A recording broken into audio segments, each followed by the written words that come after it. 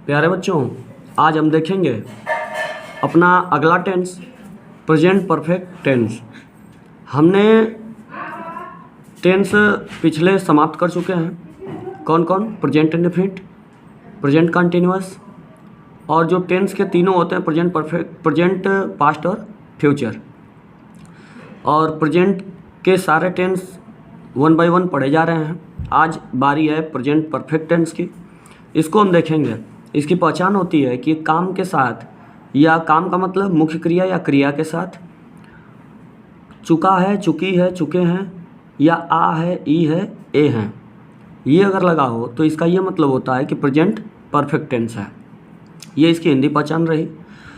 आगे देखें, अगर अफर्मेटिव की बात, तो अफर्मेटिव में इसके अफर्मेटिव हो चाहे निगेटिव हो, सब्जेक्ट शुरू में लगता है, इसके बाद तब हेल्पिंग वर्ब और मेन वर्ब, और अगर निगेटिव हो तो हेल्पिंग वर्ब के बाद नॉट लगता है, और फिर ऑब्जेक्ट, और फिर माइनर, प्लेस और टाइम, और लास्ट में फुल स्टॉप। जो हु का ट्रांसलेशन होता है, यानी कौन और किसने वाला अगर ट्रांसलेशन हो तो हम हु से बनाते हैं, वो इंट्रोगेटिव होता है, लेकिन वो बनाया किस पे जाता है? अफर्मेटिव और निगेटिव पे। यानी कौन और किसने हो तो हु से बनाते हैं, तो इसे बनाएंगे किस पे? सब्जेक्ट की जगह हु रख देंगे। और यहाँ अगर वो निगेटिव वाला कौन और किसने वाला हो, निगेटिव का हु वाला सेंटेंस हो, तो उसे किस पे रखेंगे? निगेटिव पे। यानी इंट्रोगेटिव कौन या किसने है, हु वाला बनाना है, इंट्रोगेटिव है तो अफर्मेटिव पे, अगर उसमें नहीं लगा हुआ है कौन किसने के साथ तो निगेटिव पे रखेंगे। यानी सब्जेक्ट की जगह केवल हु रख देते हैं और बाकी सब कुछ वही रहता है, यानी अफर्मेटिव निगेटिव पे बनता है। ये एक ऐसा क्वेश्चन वर्ड है जिसका ट्रांसलेशन अफर्मेटिव और निगेटिव पे बनता है। अगर इंट्रोगेटिव की बात करें तो अगर क्या से शुरू है तो हम ट्रांसलेशन हैज है भी यहाँ से ऐसे शुरू करेंगे, यानी सब्जेक्ट के पहले हेल्पिंग वर्ब लगा लेंगे, उसके बाद फिर सब्जेक्ट, तब मेन वर्ब का थर्ड फॉर्म, और ऑब्जेक्ट और मैनर, प्लेस और टाइम, लास्ट में क्वेश्चन मार्क। लेकिन अगर क्या से शुरू ना हो तो जिस क्वेश्चन वर्ड से वह प्रश्नवाचक चिन्ह बना हुआ है, जिस शब्द से, तो जिस प्रश्नवाचक शब्द से बना हुआ है और क्या से शुरू ना हो तो उसी क्वेश्चन वर्ड को पहले लगा लेंगे, तब फिर उसके बाद फिर यहाँ से ऐसे फिर शुरू कर देंगे। अगर इंट्रोगेटिव निगेटिव हो तो अगर क्या से शुरू है तो ट्रांसलेशन हम यहाँ से ऐसे ही शुरू करेंगे, यानी क्वेश्चन वर्ड नहीं लिखते हैं, हेल्पिंग वर्ब से शुरू करते हैं। और इंट्रोगेटिव में अगर नॉट लगाना हो तो सब्जेक्ट के बाद हमेशा नॉट लगता है। और अगर क्या से शुरू ना हो, दूसरे किसी प्रश्नवाचक शब्द से शुरू हो, या दूसरा कोई प्रश्नवाचक शब्द बीच में कहीं आया हो, तो उस क्वेश्चन वर्ड को लगा के तब इसके बाद फिर हेल्पिंग वर्ब और वगैरह, फिर उसके बाद शुरू करते हैं। ऐसे आते हैं अपने ट्रांसलेशन पे।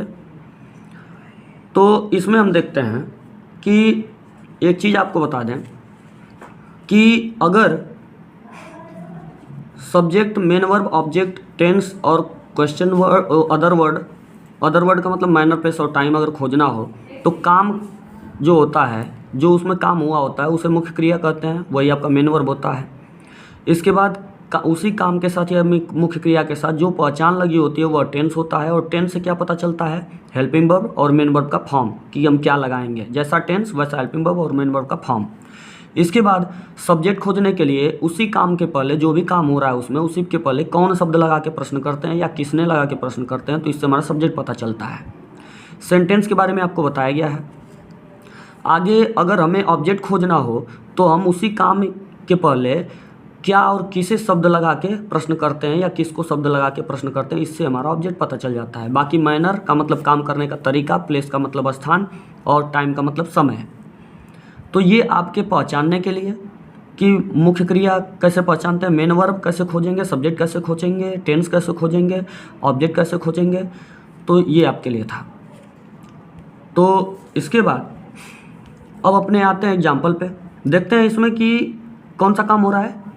तोड़ने का।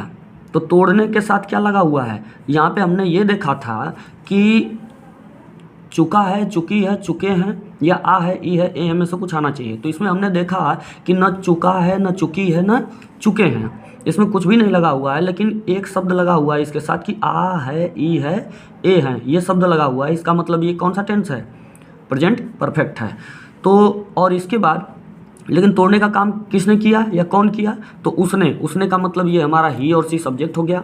तो ये सेंटेंस हमारा कैसा है, अफर्मेटिव। तो सबसे पहले सब्जेक्ट लिखेंगे, फिर हेल्पिंग वर्ब लगाएंगे, ही और सी के अनुसार हैज, हैव में से एक वचन के साथ हैज लगाते हैं और बहुवचन के साथ हैव लगाते हैं। जैसे मैंने छोटा सा कॉन्सेप्ट बताया था प्रेजेंट और पास्ट में पहचानने के लिए कि अगर बहुत अक्षर है तो वो बहुवचन के साथ और कम अक्षर है तो वो एक वचन के साथ। तो इसलिए ये कॉन्सेप्ट भी आप समझ सकते हैं। ये केवल प्रेजेंट और पास्ट में, क्योंकि प्रेजेंट और पास्ट ही में केवल आपका एक वचन बहुवचन का खेल होता है। बाकी फ्यूचर में तो आई वी वगैरह विल शैल का वो एक वचन बहुवचन के हिसाब से नहीं लगता है। तो हम देख रहे हैं कि अफर्मेटिव है तो सब्जेक्ट पहले लिखेंगे। तो यहाँ पे ही और सी दोनों में से कुछ भी हो सकता है। यहाँ पे हेल्पिंग वर्ब, फिर वर्ब का थर्ड फॉर्म और फिर ऑब्जेक्ट। ऑब्जेक्ट के बाद ये देखिए माइनर है और ये प्लेस है और ये टाइम है। तो इस क्रम में आपका होना चाहिए। वे अब मेरे विद्यालय में आ चुके हैं, इसमें कौन सा काम हो रहा है, आने का, और इसके साथ चुका है, चुकी है, चुके हैं, काम के साथ अगर चुका है, चुके है, चुके हैं, तो ये भी प्रेजेंट परफेक्ट टेंस होगा। ये भी अफर्मेटिव है तो सबसे पहले सब्जेक्ट, फिर हेल्पिंग वर्ब, फिर वर्ब का थर्ड फॉर्म। कम का थर्ड फॉर्म कम ही होता है, सेकेंड फॉर्म केवल केम होता है। इसके बाद फिर आपका प्लेस और इसके बाद लास्ट में टाइम। बात करें अगर क्या से शुरू है तो हमारा हेल्पिंग वर्ब से शुरू होगा। हमने जैसा कि बताया था आपको कि हेल्पिंग वर्ब से शुरू करें तो हेल्पिंग वर्ब पहले लिख लेंगे, फिर सब्जेक्ट है, फिर इसके बाद कौन सा काम हो रहा है, पकड़ने का, इसके साथ चुका है, चुकी है, चुके हैं, तो ये भी आपका क्या हुआ, प्रेजेंट परफेक्ट टेंस हुआ। तो इसके साथ फिर क्या होगा, सब्जेक्ट के बाद फिर मेन वर्ब का थर्ड फॉर्म और मेन वर्ब के थर्ड फॉर्म के बाद आपका ऑब्जेक्ट। क्या और किसे, जैसे हमने कहा था ऑब्जेक्ट पता करने के लिए, तो क्या पकड़ चुके हैं, कबूतर, तो ये क्या और किसे का जो उत्तर मिलता है ऑब्जेक्ट होता है। तो ये हुआ। इसके बाद फिर देखते हैं कि उसे यह उपहार किसने दिया है। तो किसने, कौन और किसने का ट्रांसलेशन मैंने किस पे कहा था, अफर्मेटिव और निगेटिव पे बनाएंगे। लेकिन हम देख रहे हैं कि इस कौन या किसने के बाद आपका नहीं कहीं देखने को मिल रहा है, कहीं निगेटिव साइन है, कहीं नहीं। तो इसका मतलब कि ये जब निगेटिव ना हो तो इसका मतलब ये अफर्मेटिव पे बनेगा। यानी केवल सब्जेक्ट के जगह मैंने बताया था, जैसा कि आप देखिए कि सब्जेक्ट के जगह पे हमने केवल बताया था कि अगर हु का ट्रांसलेशन हो तो वो अफर्मेटिव और निगेटिव पे बनता है। अगर कौन नहीं वगैरह नहीं आया है तो ये अफर्मेटिव पे रखा जाएगा सब्जेक्ट के जगह, और अगर नहीं आया है तो निगेटिव पे रखा जाएगा यानी सब्जेक्ट के जगह। यही एक क्वेश्चन वर्ड है जो कि अफर्मेटिव और निगेटिव पे बनता है, जबकि ये क्या है, इंट्रोगेटिव सेंटेंस होता है। तो हम कहाँ पे थे, हम देख रहे थे कि उसे यह उपहार किसने दिया है। ये निगेटिव, इसमें कोई साइन नहीं, इसका मतलब इंट्रोगेटिव निगेटिव नहीं है, ये इंट्रोगेटिव है कौन किसने का, तो ये किस पे बनेगा, अफर्मेटिव पे बनेगा। तो अफर्मेटिव में केवल सब्जेक्ट की जगह क्या कर देना है, हु, और बाकी सब कुछ काम एकदम अफर्मेटिव के अकॉर्डिंग होता है। यानी सब्जेक्ट के बाद फिर हेल्पिंग वर्ब, हेल्पिंग वर्ब के बाद वर्ब का थर्ड फॉर्म, इसके बाद फिर क्या, ऑब्जेक्ट। जैसे क्या दिया है तो क्या का उत्तर मिला, यानी ये हमारा ऑब्जेक्ट है, तो दिस गिफ्ट। और इसके बाद किसे का भी जो उत्तर मिलता है वो भी हमारा ऑब्जेक्ट होता है, हिम या हर, क्योंकि यहाँ पे कोई निश्चित नहीं है कि लेडीज़ को दिया कि जेंट्स को दिया, तो हिम भी लग सकता है, हर भी लग सकता है। यहाँ पे अगर हम हिम या हर को पहले भी लगा दें तो कोई प्रॉब्लम नहीं है। हिम या हर को पहले लगाएंगे तो दिस गिफ्ट को यानी गिवन हिम या हर, उसके बाद तब जाके दिस गिफ्ट लिख सकते हैं। इसके बाद तो हमें टू लगाने की कोई आवश्यकता नहीं होती है, क्योंकि हिम या हर को कैसा ऑब्जेक्ट बोलते हैं, इनडायरेक्ट ऑब्जेक्ट बोलते हैं, और दिस गिफ्ट ये जो ऑब्जेक्ट है ये हमारा डायरेक्ट ऑब्जेक्ट है। आते हैं अपने अगले ट्रांसलेशन पे। तुम मेरे दुकान के पास क्यों नहीं रुके हो।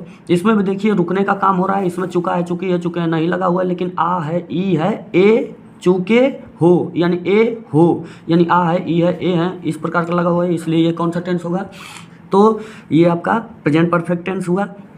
तो इसमें भी हम देख रहे हैं कि इसमें क्यों नहीं यानी क्या से शुरू नहीं है, जिस क्वेश्चन वर्ड से शुरू है ये क्वेश्चन वर्ड पहले लगाएंगे, फिर मैंने कहा था कि हेल्पिंग वर्ब लगाएंगे, फिर सब्जेक्ट लिखेंगे, और सब्जेक्ट लगाने के बाद आपका नॉट लगेगा, यानी कि इंट्रोगेटिव में नॉट कहाँ लगता है, सब्जेक्ट के बाद, तो नॉट लगेगा। इसके बाद फिर वर्ब का थर्ड फॉर्म, फिर ये क्या है, प्लेस। प्लेस क्या है, नियर माई शॉप, यानी कि ये प्लेस होगा, इसमें कोई टाइम नहीं है इसलिए लास्ट में क्वेश्चन मार्क। ये हमारा ट्रांसलेशन खत्म।